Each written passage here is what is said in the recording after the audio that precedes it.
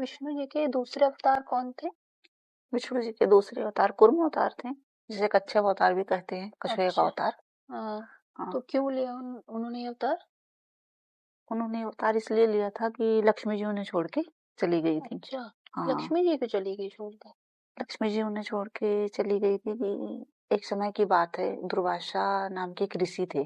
तो वो, हाँ, थोड़े दुर्वासा ऋषि थोड़े गुस्सैल थे, थोड़े उन्हें गुस्सा बहुत जल्दी आया करता था। अच्छा। हाँ, तो वो इंद्र ऐसे अपने पत्नी के साथ घूम रहे थे, हाँ। भ्रमण कर रहे थे। हाँ। तो दुर्वासा ऋषि उन्हें मिल गए। हाँ। तो उन्होंने एक पुष्प की माला थी उनके हाथ में। अच्छा।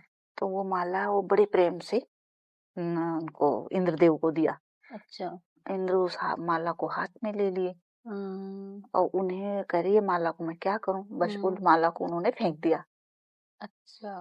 तो वो फेंक दिया तो उनके हाथी एरावत नाम के उनके पास जो हाथी थी, हाँ। वो हाथी के पैरों के नीचे आ गया। ओ। हाथी वो उसके बाद दुर्वासा ऋषि देख लिए। तो हम्म। उन्होंने श्राप दे दिया कि सब श्रीहीन हो जाओगे, ओ। अच्छा, सारे देवता। सारे देवता श्रीहीन हो जाओगे। अब सब हम्म। श्रीहीन सब श्री लक्ष्मी जी को कहते हैं। अब हम्म। जब वो श्राप दे दिया तो श्राप भी रखना ना उनका, उसका सही भी तो बात। मान रखना था। हाँ। तो लक्ष्मी जी लुप्त हो गई। अरे अच्छा। हाँ, लुप्त होके वो समुद्र में चली गई। अच्छा। हाँ, अब समुद्र में चली गई तो विष्णु भगवान तो अकेले, जब लक्ष्मी जी छोड़ के चली गई तो उन्हें भी बेचैनी होने लग गई तो लक्ष्मी जी को भी तो प्राप्त करने थे। फिर इस कारण जब श्रीहीन हो गए सारे देवता तो इसका उपाय ढूंढने लग गए। वो ढूंढते ढूंढते ब्रह्मा जी के पास गए। तो ब्रह्मा जी ने बोला कि ये इसका उपाय तो विष्णु भगवान ही बताएंगे, आप उनके पास जाओ वैकुंठ। अच्छा। तो सारे देवता मिलके विष्णु भगवान के पास गए वैकुंठ। विष्णु भगवान से उन्होंने बोला, पूछा कि सारे देवता श्रीहीन हो गए हैं, इसका उपाय, श्री जी को लाने का उपाय। तो विष्णु भगवान ने बोला समुद्र मंथन। अच्छा। तो देवता बोले समुद्र मंथन, समुद्र मंथन तो अकेले खाली देवता कर नहीं पाएंगे। सही बात है। तो उन्होंने बोला कि दैत्य को बुलाओ, देव और दैत्य मिलके समुद्र मंथन करो। अच्छा। समुद्र में तो बहुत सारी चीजें होंगी। समुद्र में अगर समुद्र से इनको अमृत भी निकालना था, क्योंकि राक्षस जब दैत्य देवताओं को मारते थे तो जीवित होने का उनका तो कोई कारण ही नहीं था कि वो जीवित हो जाते, तो इसका भी कारण था। अच्छा, इनको समुद्र अमृत भी मंथन होने का। हाँ, अमृत भी निकालना था। तो उन्होंने बोला कि विष पहले तो अब मथेगा तो अमृत से पहले तो बहुत सारी चीजें निकलेंगी, विष भी निकलेगा।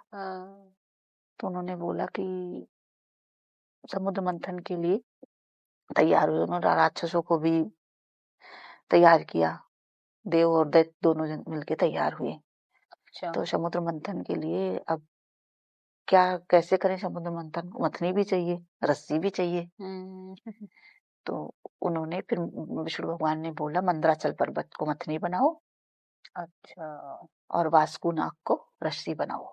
अच्छा। तो जब मंदराचल पर्वत आए समुद्र में और जब उसमें वास्कु जी को लपेटा गया, अब जब मथना उन्होंने स्टार्ट किया तो उस मंदरा पर्वत समुद्र में टिके ही ना, क्योंकि उसका बैलेंस ही ना रुके।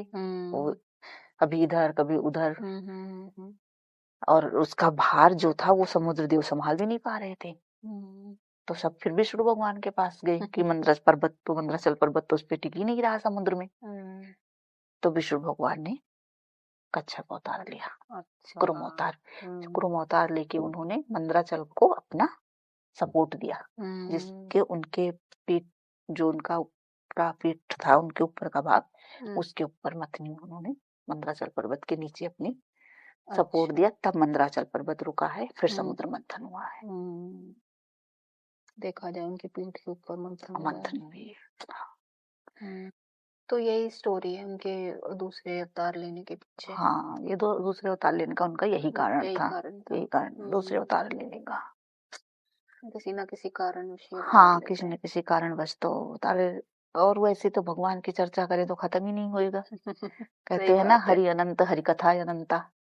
तो इनके बिल्कुल। चर्चा करने लग जाओ तो वो तो खत्म ही नहीं होएगा। तो तो है। कारण तो बहुत होते हैं, लेकिन कुछ कारण जो होते हैं वो जानना मेन होते हैं, मेन जिस होते हैं। कारण वो अवतार अवतार लेते लेते हैं।